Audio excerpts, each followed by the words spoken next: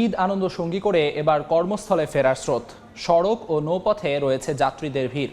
আরও তথ্য জানাতে এই মুহূর্তে মুন্সিগঞ্জের মুক্তারপুরে আছেন নাসির উদ্দিন উজ্জ্বল। প্রথমেই যাচ্ছি তার কাছে। কর্মব্যস্ত মানুষ কিন্তু আবার রাজধানীর দিকে ফিরতে শুরু করেছেন এবং যে লম্বা ছুটি, যেটি 10 দিনের ছুটি শেষ হতে যাচ্ছে আর একদিন বাদে রবিবার থেকে, এর আগে কিন্তু অনেকে রাজধানীতে পৌঁছে গিয়েছেন, আবার অনেকে পৌঁছাবার চেষ্টা করছেন। সে কারণে নৌপথ এবং সড়কপথ সব জায়গায় কিন্তু ঢিলেঢালা একটা পরিবেশ।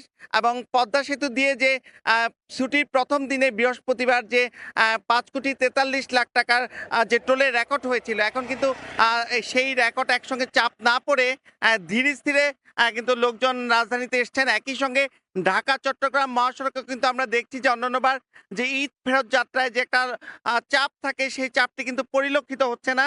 এবং অনেক কিন্তু ঢাকা চট্টগ্রাম মহাসড়ক থেকে যে মাওয়া এক্সপ্রেসওয়েতে পদ্মা সেতুর সঙ্গে যুক্ত হবার জন্য কিন্তু শীতলক্ষা 3 সেতু হয়ে এই মুক্তারপুর সেতু দিয়ে কিন্তু তারা মাওয়াতে যাচ্ছেন। আবার অনেকে মাওয়া থেকে কিন্তু এই সড়ক দিয়েই ঢাকা চট্টগ্রাম রুটে যুক্ত হচ্ছেন। এবং এখানকার যে পরিবেশ, যে রাজধানীকে এড়িয়ে যে দক্ষিণ পশ্চিমাঞ্চলের সঙ্গে যে চট্টগ্রামের যোগাযোগ, সেই ক্ষেত্রে কিন্তু একটা গুরুত্বপূর্ণ ভূমিকা রাখছে এই মুক্তারপুর এবং শীতলক্ষা 3 সেতু। সেখানে কিন্তু এবারের ঈদে অনেক যাত্রীদেরকে আমরা দেখেছি এই পথ দিয়ে কিন্তু তারা ঈদে ঘরমুখ ছিল এবং ঈদযাত্রার পর ফিরতি পথেও কিন্তু এখানে বিভিন্ন রকম যানবাহনে তারা রাজধানীর যে কর্মস্থল যেখানে যেখানে রয়েছে সেই জায়গাগুলোতে কিন্তু তারা পৌঁছাবার চেষ্টা করছেন।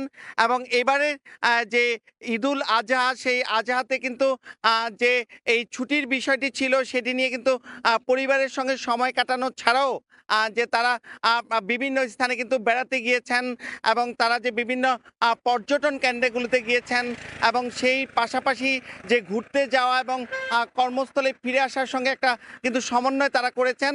এবং এই পদ্মা সেতুর যে 3 বছর পূর্তি হতে যাচ্ছে আগামী 26 জুন, এর আগে কিন্তু যে 2400 কোটি টাকার কিন্তু টোল আদায় হয়েছে এবং এই ফিরতি পথেও কিন্তু এই টোল আদায় হতে যাচ্ছে এবং প্রতিদিন 3 কোটি 3.5 কোটি টাকার টোল আদায় হচ্ছে।